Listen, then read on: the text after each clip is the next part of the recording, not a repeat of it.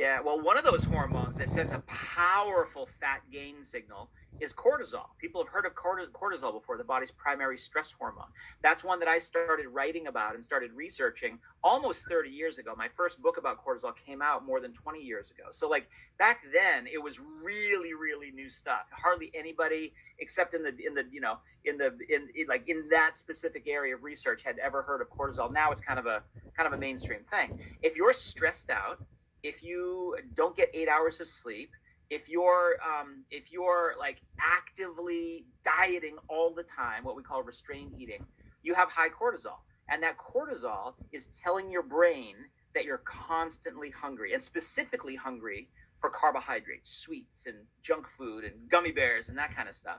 But cortisol also sends a very potent signal to your belly fat cells to store and hold on as much fat as possible. So cortisol has this double whammy effect where it makes you hungry, and then when you eat, you store those calories very readily in your belly fat cells. So that was one of the very first signals for us to say, wait a minute, if we can solve that cortisol signal, we can help people with their appetite, we can help them with their fat storage.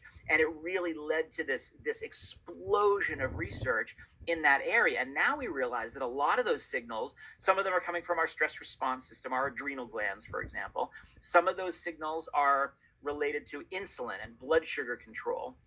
Some of the signals are compounds that are produced in our gut. So gut signals are things like the microbiome can produce compounds called short chain fatty acids. They can produce different appetite hormones, some that make us more hungry, some that make us more satiated or less hungry. So if we can change that signaling collection of signals, we can get more of the full signals, less of the hungry signals, less of the storage signals, more of the release signals. And that puts us in a state where the diet and exercise plan that we still want everybody to be on, we still want people to eat lots of fruits and vegetables and fewer cheeseburgers and things like that. We want people to be physically active. Those kinds of good lifestyle approaches gain more traction when they're done within the context of this better signaling foundation, if you will.